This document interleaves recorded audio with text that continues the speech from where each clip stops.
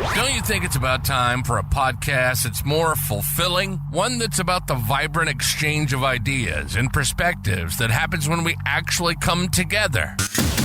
We got you covered. Welcome to the Deep Blue Project, where the depths of conversation meet the waves of personal experience. This is a real, raw, and unscripted show about everything from leadership lessons to self-awareness, wellness, and the latest current events. We cover it all.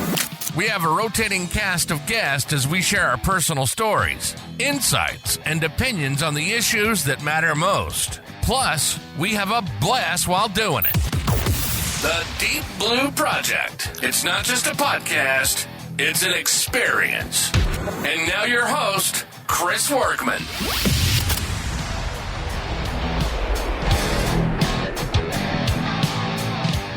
Alrighty, ladies and gentlemen, welcome back to the Deep Blue Project. I'm excited today because I have with me Arthur Mogilevski. He runs After Action, and if you don't know what After Action is, you're not paying attention, because you guys know who I talk to. You guys know who's in my tribe, as I call it.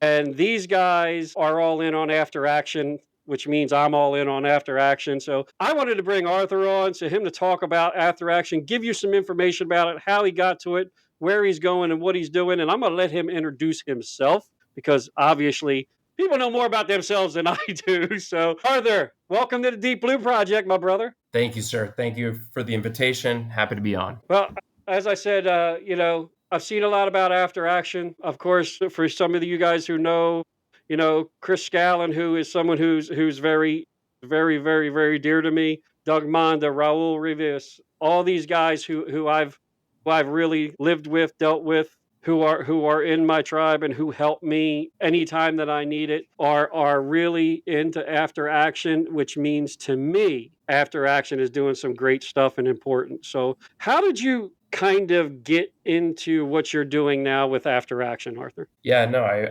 appreciate the question, and I'm glad that, our folks are part of your tribe. Those are some good folks to have. So for those who don't know, hopefully you'll find out soon enough. But just a little bit of background on me.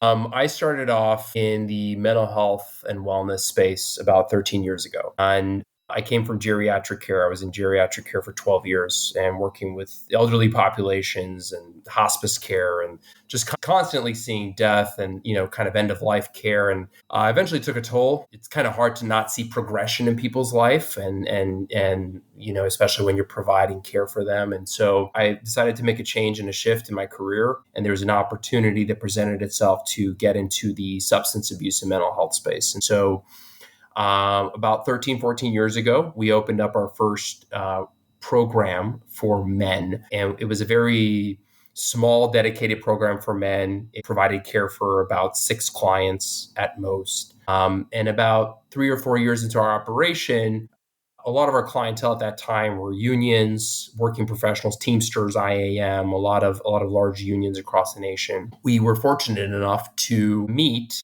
Dr. AJ Popke. And Dr. AJ Popke was the co-creator of EMDR.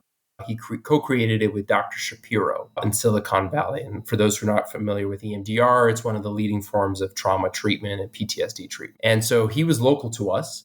And he had a set protocol that he typically used in, those intensive retreats that you typically hear about that are like the 3-day or 5-day retreats around the country for first responders and veterans. And so he had this program that we wanted to integrate into our residential setting. And so we brought him in and his protocol. And we were known at that time to provide high quality, high intensive trauma treatment for men. Because of that, our name kind of got out there with a lot of first responder groups. We met with Code 4, Nick Bauer out of Seattle. We were fortunate enough to meet Doug Monda out of Survive First. We started working with a lot of local agencies, a lot of firefighter agencies, a lot of EMT groups. We started working with some local police officer departments and correction officers. And so over the years, we were just providing treatment in that setting. About 2-3 years ago, I was approached by a clinician out of Tucson, Arizona, Libby Timmons, who specialized in working with first responders out of Tucson, Arizona. She's been working with first responders for most of her career. And we were sitting at a table And the conversation I overheard, she's saying that, we need something specifically for first responders. There's really not a whole lot. The programs that do exist, a lot of them are money grabs. A lot of them are, kind of lackadaisical. They offer maybe one individual session a week. It's really not what the world of first response is looking for or needing at the time. And so my ears started ringing, and I'm like, oh, okay, this is a population that I love to work with. This is a population that I think is massively underserved. And so why not? I'd love to take the opportunity. And so we sat down, and instead of kind of going into it with ego and saying like, hey, we know what the hell we're doing, we're experts, we're just going to dive in and just do it, we decided to set up a meeting with several agencies, including Border Patrol, including some of the local fire unions that we work with, including some of the police departments, sheriff's departments we started working with, and really asking them, what is it that's missing? What is it that's not available in the community of first response? And how can we fill those gaps? And so obviously there's a drawn out kind of what those stipulations were. And they kind of gave us a list of like, hey, these are the things that are needed in our community right now. And so from that list, I'm happy to go into it, of course, but from that list, we created After Action. And so really, we had a lot of great connections, but as you know, trust is a huge factor when it comes to, humans in general, but I would say within, first responders, law enforcement, trust is a huge factor because there's a lot of people out there that are coming into these types of relationships with misintentions, with the wrong kind of information, not really understanding the population, just trying to, make a quick money grab, confidentiality, not really understanding what that means truly to this population. And so for something that might have taken, me 2, 3, 4 years to really kind of get into and really start developing a lot of these relationships, I had friends like Doug who also introduced me to Raul and also introduced me to Chris. And they saw what we were doing and they saw the intentions that we had and kind of our goals. And they said like, hey, look, we want to be part of this. Let's figure out a way we can do it. And so from that point on, it's been about 2, 3 years. Doug came on board first, and then Raul, and then Chris just not too long ago. We're constantly coming up with ways that we can provide support to the members directly and help them get access where they are self-driving that access on their own, right? And we can go into like peer teams and all that and how good they are or how not trusted they are and like how we can circumvent those things and create an easier access process. So anyways, that's where After Action was born. My passion, honestly, with first responders is immense. I think that, again, completely underserved population. I love my veterans. A lot of my friends and family members are veterans. I think the VA can do 10 times better from a point of mental health care. But the amount of resources that are available for veterans tremendously outweigh what is available to first responders. And these are individuals that are careers, they're lifers, they work this job on a daily basis. You wake up every morning thinking you may not come home. And for the lack of support that our brothers and sisters have within these fields is just mind-blowing to me. And so that's a combination of just trust, confidentiality, education, understanding what's available, what's covered, what's not covered, so on and so forth. And so that's our mission. That's kind of my drive on a daily basis. This is my 4th cup of coffee today. And so, yeah, that's a little bit about us. So I think I want to touch on something before we go too much further.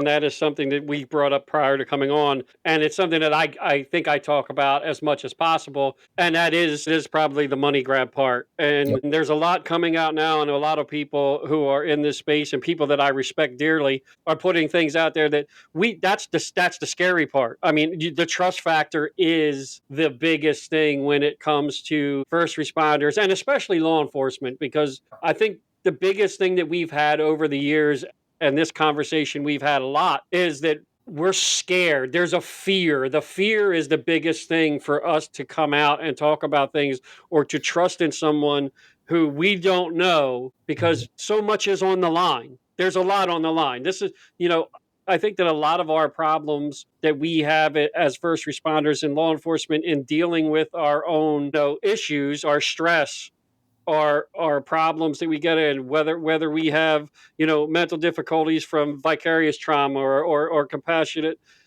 fatigue or whatever it is that is driving our problems.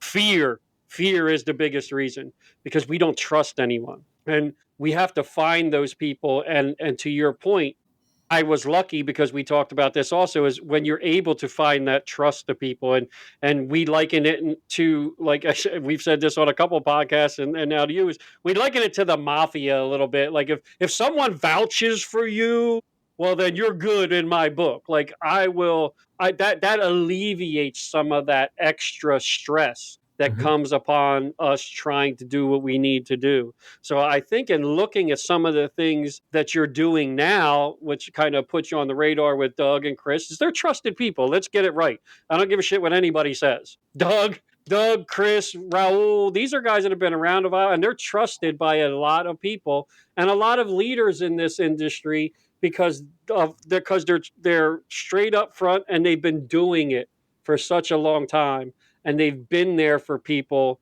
genuinely. Mhm. And that's a big deal. So you're starting off, as far as I'm concerned, with some of the best people in the business because you already have that credibility. They already have that credibility. I think the one thing that the reason why Doug and I have a great working relationship, and again, I'm pointing out Doug because he's more so like that, is he calls out the bullshit and he's not afraid of fluffing anybody, or, roughing up anybody's feathers. And there's a lot of bad players in our business. There are a lot of retired, officers who created their own programs that I wouldn't trust with a 10-foot pole. Just because you are a first responder or have that background doesn't necessarily mean you have good intentions, Right. and so, but the reason why I love working with Doug and of course Raul and Chris, but specifically Doug, is that there's no bullshit. Like, and there's no time for it. There's plenty of people that need help. We don't have time to start figuring out ways that we can enrich ourselves and take advantage of others. There's no point. I think that you can. There's a balance between creating a really great product and a great service and making money, right? Like we have to pay for the lights. We got to pay for Sure. payroll. I mean, it's not like we do these things for free. But if we could figure out a way where we could do it ethically, where we could do it financially, where it doesn't affect the individual that's coming in, and that's where the education piece comes in, right? Where how does insurance work? What do you mean? Insurance can cover this? I don't have to go through work comp. I always was told that I have to go through work comp in order to get covered for PTSD. No, you don't.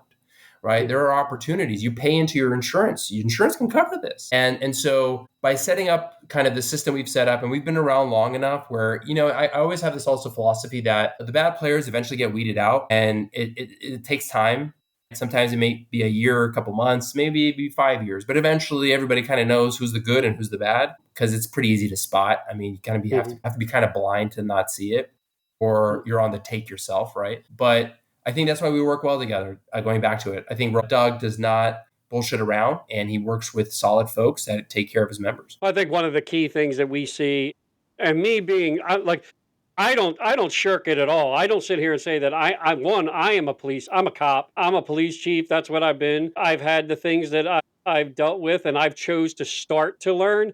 I'm not even close to scratching the surface. Like I don't know, but the difference that I look at it is if I'm out here like saying what I'm saying, or I'm getting you guys on, it's I'm trying to point you in that direction. I'm never going to sit here and tell somebody that I am a clinician in any part of anything because I'm not even close. But if my story allows you to open up that second for me to go, hey, go talk to After Action. Hey, you can call here. Look, if you're not getting it from me, here, call Chris, call Doug, call Rob. Like I can pass these guys off to people who know exactly what they're talking about because I'm still learning.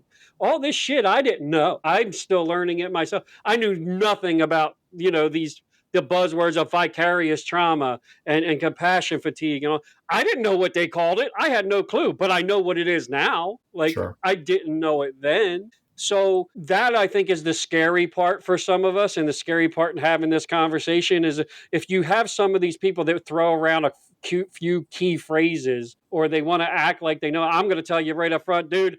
I'll have a conversation with somebody. Go, I don't know, but I'm going to send you to somebody or point you to somebody who I trust that can help you because I am not. I didn't go to school for this. I'm not that guy. But that's the part that I think scares us. Going Yeah. back to the fear, that's what scares us is we don't know enough about it to go in the right direction. And that's what I think that some of us, and that's what I tried to do is go, hey, I know enough just to be dangerous, but I know I'm going to pass you off to somebody, or I know trusted people that are going to take you to that next level as long Mhm. as you're ready to go to that next level. Yep. But there's others individuals out there, and I agree with you because I read it every day on LinkedIn, and I read it on some of the things these guys put out here that they think, they can be, your savior. Well, Mhm. come on, let's get real. I mean, that's not going to happen.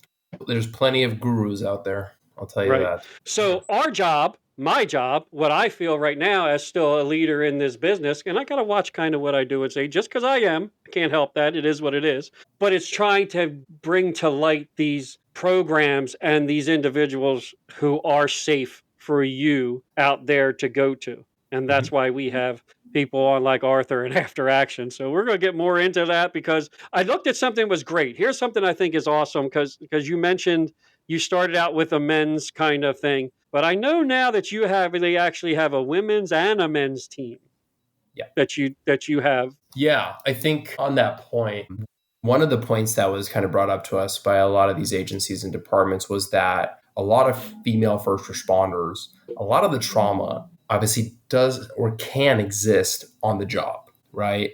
And it's also, unfortunately, there's a lot of barriers and ladders and things you have to go through as a female first responder to excel and to grow, unfortunately, within not all agencies, but a lot of them. And so Mhm. if you're struggling potentially with mental health or PTSD or any other mental health kind of attribution, it's hard to ask for help. It's hard because you're already fighting for your career. You're already fighting for that promotion. Again, not everybody, but a lot. And so whenever they do reach out for help and they're put into an environment that refuels that trauma or reinvigorates this, the kind of the situation that created it in the first place, it's not really a safe place for them to get help. And so one of the things that was very much needed and asked for was a dedicated program for women, for female first responders. And so our all women's program is run by an all female staff. There are no men that come into the program. I personally myself don't even go there. And so it's a safe environment for women to ask and get help. And of course, we do have the men's program as well that is completely separated, completely different cities, actually. That program is a co-ed staff. It's not an all men's staff. So they're, obviously a little bit less kind of focus on the gender specific staffing, but there's some beautiful magic that's happening there. And Chris, when I share with you that these female responders who are really getting to process through some deep rooted traumas and issues that can come up in a safe place, it's truly magical. And so we're very excited about it. No, that is awesome because I know now, in some of the space I do get a chance to talk to and have some friends who have dealt with some stuff and who that's some of the things that they express is it's tough for them as females to reach out because they're dealing and sometimes dealing, let's just be straight about it, gender specific issues. Some of their Mhm. stress and some of their trauma comes from, harassment on the job. I Yep. mean, and that's just a key. It's not only related to the job with the traumas that they see, but it's related with what's going on in the workplace itself also. Yep. So that is something that I know coming from some of them has been tough for them to find. So that is great to hear, and that's the first I've heard of it. So now I'm going to be, reaching back out, or now these things give me a chance that I can put things down, or I get a chance to talk to you guys. And now it gives me another tool to go, hey, I was talking to Arthur, and this is After Action. This is what they're doing. This might be a step for you.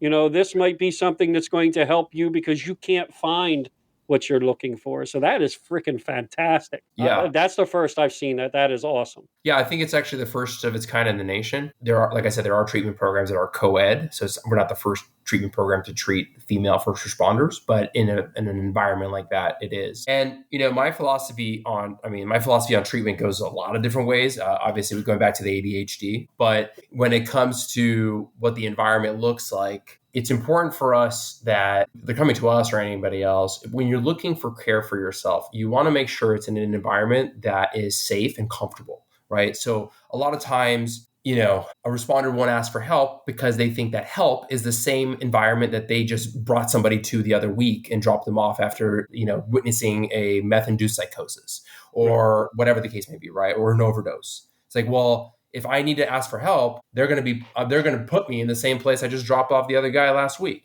And so when we created After Action, followed the same model that we've had before, but it just fit perfectly. They're in residential settings. It's private residence. These are $1 million, $2 million plus properties. I say this because, again, they're nice locations and they're comfortable. You feel like you're at home. You don't feel like you're in a hospital or an institution. You don't feel like you're in some commercial setting. Our women's program is no more than 6 clients. It's very small. It's very intimate.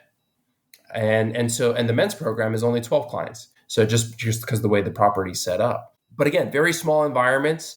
And again, the other reason why we do that, when you're treating mental health, it's such an individualized kind of treatment that it's not one size fits all. Okay, let's say everybody struggles with PTSD. Fine. The word PTSD or PTSI or whatever you want to call it these days, let's say we all struggle with it to some degree. Okay. But the reasons why, the upbringing, the family, the relationship to our agency and administrative issues, everything that fuels that's the difference. That's the piece that's different for each individual person, right? Not one person is the same. I've been doing this for 13 years. Not one person is the same. And so when you're seeking help, and you're going to a place where you're in an environment where there's like 50 other people or 100 other people, or an X amount of people that is greater than, let's say, a population of 6 or whatever. How can you really address some of those underlying deep-rooted issues that may have existed prior to you going on the job? And we can talk about that piece as well. But how do you expect to treat that if you're only meeting with a therapist once a week or something?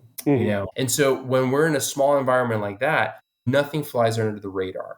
We're able to witness and catch everything. And I say that not to scare people, but it's an opportunity for you to process through certain things that you would normally think were non-issues, right? Such as gambling addictions, sex and porn addiction, infidelity, right? Family issues, eating disorders, all of these other things that that's a secondary. I struggle with PTSD. Well, no, there's a lot of things that are coupled with that, right? And so when you're in a big environment, those things get lost. When you're in a small environment, it's hard to hide them, and it's hard to really lose them. And so we treat it intensely. Everything, every piece. We have specialists that treat every piece of the things that I just described, on top of the normal therapies that you normally would get. So yeah, I mean, the environment is super important. I think that, and I talk to individuals because I'm the only point of contact. There's no marketing person. It's not a business development rep. You're dealing with the owner and the founder of the company. I put my cell phone number out there. Obviously, if you don't feel comfortable with me, we have Doug, Raul, Chris. We have first responders that you can reach out to. They'll eventually reach out to me anyways to discuss. But if you feel more comfortable with them, not a problem. And that's what I describe to the individual that's calling. Say, hey, look, this is what it looks like. This is the setup. You have a chef that prepares your meals. We go to the gym. You still connected to your family. And I'd love to talk about the kind of the structure of the schedule. That's one of the other reasons why we created our 2-week reset program. So the 2-week reset program was designed for individuals that experience critical incidences. They may be dealing with administrative issues or drama, politics, whatever, and they need to decompress and unplug. They just need to get away for a couple of weeks. They don't want to use their PTO. They don't want to lose a lot of overtime. They have kids, whatever the reasoning may be. They have dogs, whatever. Right. The 2-week reset program, it's a great in and out tool that people can use to get recalibrated and really just get refocused, process through some of the certain things that you need to process through, and just get back to work. And the beauty of it is all covered by insurance. So none of this costs the individual virtually anything. We're in network with virtually every insurance carrier that's out there. And if you have an active work comp claim, that's also covering these programs. So we virtually make it impossible for you to say no. We even cover the airfare. Like if you're coming from anywhere in the nation, we take care of all the travel arrangements. We take care of all the pickups, all the drop-offs. You don't have to worry about a thing. And the reason that it's designed like that is it needs to be seamless. We had one of the things that was brought up by Border Patrol because of the way that their insurance is structured. It would require a facility typically 5 days to get authorization prior to them coming in. We're like, what? 5 days? If someone is experiencing suicidal ideations, they're not going to be waiting 5 days for you to get into a facility. We bring them in within 2 hours. The call is placed to us. They're in a car or on a plane within 2 hours. Now, again, we react that quickly. Sometimes the responder doesn't want to move that quickly. But that's how quickly we can get the individual some help. And the beauty is that it's all confidential. Your department doesn't know a thing. I can't say it on camera, but if I get notices, you know what I mean? It's completely confidential. Nobody will ever have access to any of your paperwork ever. Okay. They have to come to my house, my personal house, to get it. And so again, we try to, and I describe this over the phone with the individuals, we try to make this as seamless as possible. And you have to, because what you said earlier, people are scared, they're misinformed, they're nervous, they don't want to lose their jobs. They're 16 years into the career, one wrong move, and they may lose everything. Everybody's waiting for that pension, right? You can't take those risks. No, you can. And you're protected. You have FMLA, which we help you apply for, which is the Family Medical Leave Act. That protects your job. You have short-term disability, gets you temporary income if you want. And when we fill out this paperwork, it's like a medical service. You're going in for knee surgery. It's literally the same documentation. So your department won't even know anything about it. And I'm not afraid of saying that, because that's the environment you need to create for officers, for firefighters, for correctional officers, for anybody to access care. Yeah. And I got to tell you, I was sitting here thinking, and if you saw my face, I was like, I wish that was there years ago. I'm glad it's here now, but I'm glad that I have you on to explain that to people, because I'm going to sit here and look at you and go, never knew that. I never knew that. Yeah. And now that I do know that, any of it, to be able to go, I mean, we try, here's what we do now, and I'll tell you, as leaders, are some of the things that we always discuss, and whether, and no matter what it is, we have to start at the top. Now I feel like I've run that gamut. I've tried everything that I could try. I've walked in and said, oh yeah, I talked a couple times, I'm fine, I feel great, I'm good. 6 months down the road, I'm back to either drinking it away or doing something else, or it was just a continuous freaking cycle. And you look at something and go, that you've taken, to me, what you did was you took away that fear. That takes away that unknown knowledge of what, we got in that point. And as I described to you, the point I was in back in 2023 was, what do I do now? Yeah. What do I do now? I didn't know what to do. I mean, and feeling that I had to kind of push myself out of that on my own and try to figure out what to do now. But now that's something that if I had known this was available, or this Yeah. was something that I could do, then I would have had an idea of what to do now. Because now this is a constant process, but having that ability to know that you can do something.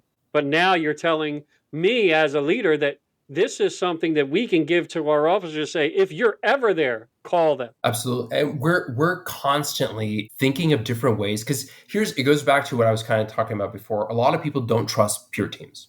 They don't trust the support systems that were developed, either because, you have one shot. You mess it up, nobody's ever calling you again. Plain and simple. And that spreads like wildfire, and if you do well, that also spreads like wildfire. And then everybody's going to be calling you, right?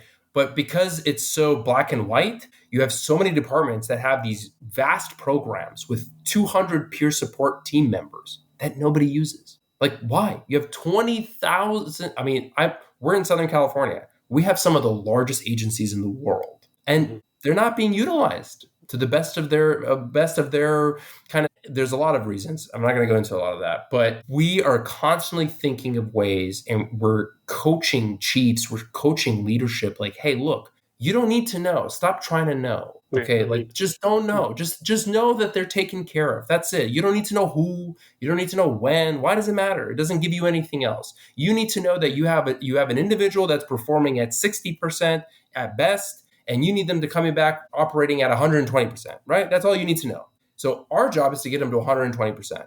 That's it. You need to decide whether you trust us or you don't. And once you do, let us do the work. Okay. Once we get past that, we're constantly trying to think of ways of like, how can we create an environment for an agency to just have the membership do it on their own volition. They don't need to reach out to a peer team. They don't need to reach out to their EAP that nobody wants to call anyways, an 800 number. They can just do it on their own.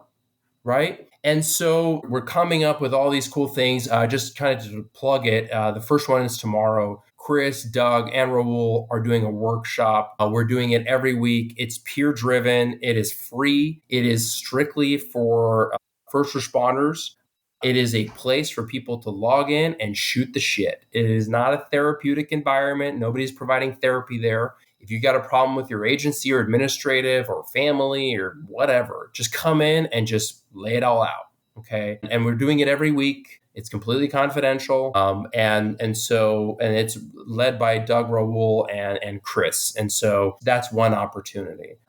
Another thing that we do is we help install decompression rooms where individuals can experience sensory modulation therapy on their own. And we help departments setting up these rooms with certain agencies that we partner with. We do it for free. And that is another tool where individuals can walk in. They can self-regulate their nervous system. If you experience a critical incident, if you're feeling stressed, angry, anxious, whatever, you walk into this room and you can self-regulate your nervous system to get back to an equilibrium, either before a debrief, before you go home, whatever it is. The beauty of it is that you don't need a therapist. You don't need anybody. You just do it yourself. Just go in. And these rooms are full, booked all the time. Funny story. We installed it for a department in Alaska, and the director of the peer team asked us to set it up. We came out there. The chief didn't want it in their centralized offices. And so they set it up in their administrative building. We set it up. We left. I get an email before I even land. The guy's like, hey, they now want it in the central offices as well. And I'm like, I'm not flying back out to Alaska. So I can send you everything you can do to set it up yourselves. But point being is they're used constantly. And what we also do is we come out, we provide a training. So Bonnie Ekman, who's our occupational therapist, and we both go out, we install the rooms, and we set up a training on how to use it, right? Because you have a lot of sleep rooms in agencies, you got a lot of quiet rooms, not a lot of rooms where you actually have functionality and purpose, where you actually get something out of it when you leave instead of just falling asleep. So we actually train the teams how to use, I've been, ever since we've been on this podcast, I don't know if you've ever seen these before. These are acupressure rings that help soothe you, helps deal with anxiety. You roll it across your fingers, just a small little thing. How to use warheads, high chews, different types of candies, different types of sauces to help, again, regulate you. So for example, let's say you're feeling stressed out or you're angry, right? What's the first thing that happens? Your jaw start clenching, right? Start getting stiff. Yeah. You throw in a couple of high chews, those really hard chewy candies, you throw them in, what's going to automatically happen? I know, right? We should open up a treatment facility just for addiction to high chew. I know. I've gotten requests. You'll be surprised. But they loosen up your jawline and it helps you relax. And so the thought process of what was making you angry or stressed out, you start getting decompressed, right? Let's say, for instance, if you're also feeling anxious or whatever, if you ever had a warhead, the really sour ones, right? Or let's say a hot sauce packet. Okay, if you're really stressed, if you're thinking about it, and we do this test with everybody that we come, we make them think of a pink elephant, imaginary pink elephant. Think of the pinkest elephant you can think of, and then we make them pop it into their mouths or squirt the hot sauce into their mouths. And we ask them, "What are you still thinking of the pink elephant?" They're like, well, no, I'm thinking about how disgusting this hot sauce is, or how sour that candy is. Right? That's the point. It's to give you a brief moment of disconnection from that feeling that you had so you can refocus. And so these decompression rooms are phenomenal. They're great. Another thing we're doing is for departments that allow us to, we put a poster. It's an after action poster. There's a QR code. There's 2 QR codes, one to our peer team, not our peer team, our first responder liaisons. You can reach out to them directly. Or if you want help, just reach out to us directly if you want. Right? This way it gives the individual direct access to treatment. They can bypass everything else. So there's that opportunity. So again, point being, because I can ramble on forever. Yeah, I get you. Is that how can we give more and more access to the responders directly themselves, where they are leading their own recovery and help? That's it, plain and simple. And I think Yep. So first thing, I need one of them posters. I think that's awesome. But I want to go back to the peer thing, and I'm going to give you my kind of 2-minute take on peer teams. Here's where I find a problem with some of this is because obviously I run a very small agency. So I have 7 officers. Okay. So if you think when it comes, here's where some of that fear goes. So here's one of the challenges. And this isn't much a challenge in my department anymore because my whole team knows we've discussed this. They know, they've watched me go through this. They know, from the beginning of me being a total asshole to me changing and them just looking and going, what did you do different? They can see that. But the problem being in the state of Delaware is very small. you're using Purines for other, it's a flea on a dog's ass. I mean, it's like you can't do anything without anybody knowing what's going on. So I think in states that are like that, in departments, I think they find the challenge is when they're so small that not knowing is not something that's going to be easily covered because you're this big. Mhm. So that was where, when I kind of try to have conversations with people, and I deal with small agencies, and I talk to a lot of chiefs of small departments, and I talk with officers of small departments, is that's the fear of going, there has to be a sense of it's okay, like, because there's no way to hide it really. And that is something that I think that some of the people who are listening, if they're from smaller agencies, are going, yeah, but I'm not Los Angeles, I'm not And Minnesota, if I I'm not can, Chris, Philadelphia. I just got off the phone with the sheriff's department out of Florida. Again, I'm not going to mention the department, No, but they have 250 sworn. Okay. And that's a pretty decent size agency. I work with agencies that are 30. I have one agency that has 5. The smaller, the better, especially when you have leadership like yourself. When there's leadership at the top, because it all starts at the top. If the person at the top does not give a shit, excuse my French, about officer wellness because they haven't dealt with it themselves, and I hate to say this, but that's usually the case. Okay, it's going to be hard. I agree, and trust me, I've had firefighters call me, a firefighter from Texas, my chief, suck it up, Buttercup. I can't get help, but he found us online on his own. He just looked us up and he reached out and said, "Listen, bud, we'll get you out. It's as if you're just going through a regular medical procedure. Nobody will know anything." And he came out, it was fine. There was no issues, right? But if you are leadership and you are willing to explore officer wellness, because it's expensive training new officers, it is not cheap. It is cheaper to retain and take care of than it is to fire and hire, right? And so when people realize that, it's like, okay, well, let me help. And so you're right. It is a department. It becomes a part of your culture. If your part of your culture is to ask for help, then who cares if anybody knows? That's the beauty of it. Everybody should know if you're getting help, right? And so anyways, I just wanted to highlight, I love working with small departments. I get It it. is way better. The bigger departments, they're tougher to deal with. There's too much bureaucracy, politics. There's way too many things going on. So anyways, yeah. Well, sometimes it's easier for me. Like, I kind of want to bring that out because that's what people will look at me and go, I'm small. But that doesn't make a difference. Like, and I need some, like, for you to come out and say, that's like, it's just another voice going, yeah.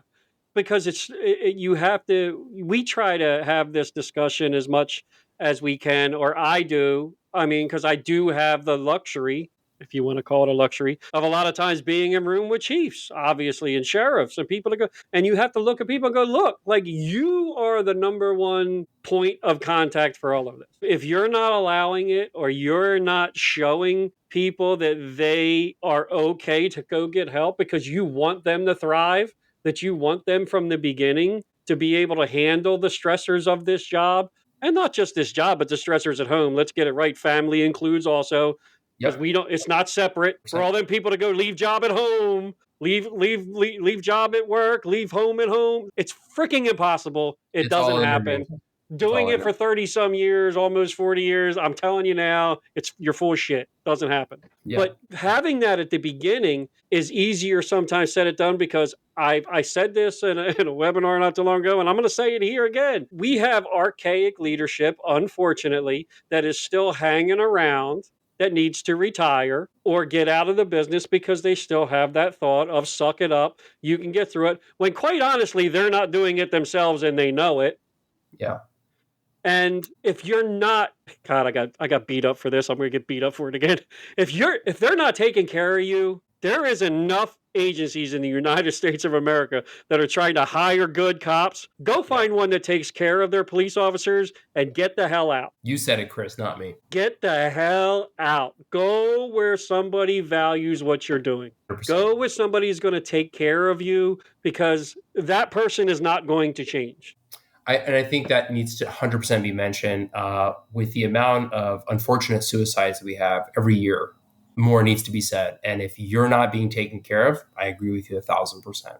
I don't, I also don't want to, I mentioned the peer team stuff. I think there's some phenomenal peer programs that are out there 100%. So it's not a universal statement. And I also don't want to make it a universal statement. There are some some veterans in the space who do want to care for their membership. They're old heads, but they have a very broad way of looking at mental health. And so it's not a universal thing. There are also very young, new up and comers that don't think mental health is an issue either, just because of how they were raised in their own home environment. Right. So it's not an age thing. It's definitely just an individual person type of thing. And again, it all comes down, ignorance is because of lack of education, and there's no way to refute that. And if you work for an agency where there is potentially some lack of education, call us. We can help with that. Like Raul is a nationally trained peer support representative. Chris does trainings for the FOP. I mean, so, I do trainings. I mean, and it's not like your typical training that you normally, the peer trainings you normally get,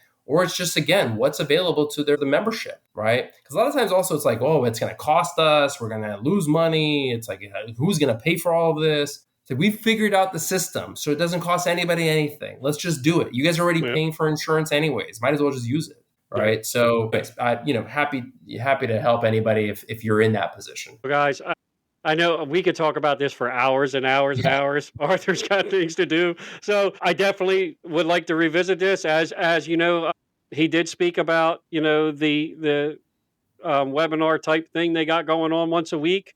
The group, look, get on there and check them out, and trust me, if you do it once and you listen to these guys and you get part of that conversation, you will be hooked, because you will know that everything they're talking about and everything they're doing is authentic. It comes from their heart. They live it. They've dealt with it. And I can say, I know they've lived it and they've dealt with it. So I've talked to them many times, and I know they're coming from a place that is authentic, and it's their actual journeys, and they tell you what they went through and know that there is a life on the other side of that. Yeah. And for those who are interested, just the link to that is afteraction.care/workshop. And we can include a link, and so awesome. Yeah, we'll put a link in the podcast when we release it so that people can get to it, and we'll put something up on LinkedIn for people if you want to check it out. Arthur, I thank you very much for your time. I know you're a busy man. I know you got a lot going on, but I also know we just scratched the surface. We didn't even really get into some things. So I would love to have you back on another time and talk about some things. But I'll leave the floor to you to just lead us out with a little bit of just to end it and give people whatever it is you want to give them. Yeah, no, I Chris, it's an absolute pleasure. I do appreciate you having me on here. As much as we can get out there, the better.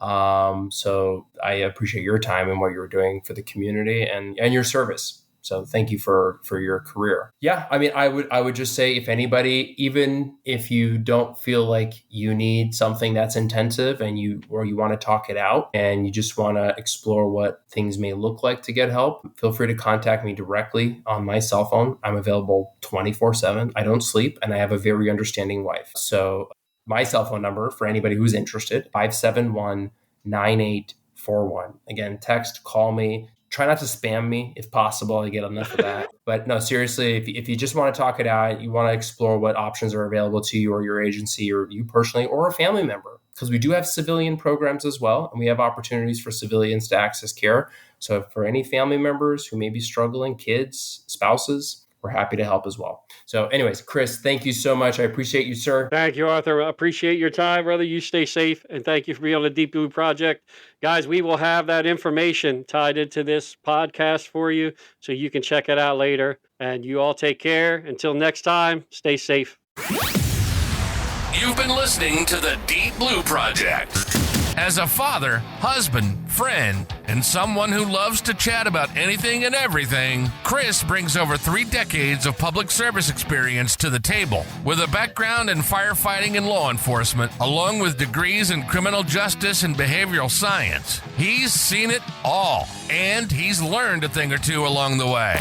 We hope you enjoyed the show. If you did, make sure to like, rate, and review. We'll be back soon. But in the meantime, find us on LinkedIn and X at Deep Blue Project. Find our website at deepblueproject.com. And to reach out, send an email to deepblueproject@outlook.com. Keep keeping it real, and we'll see you next time on the Deep Blue Project.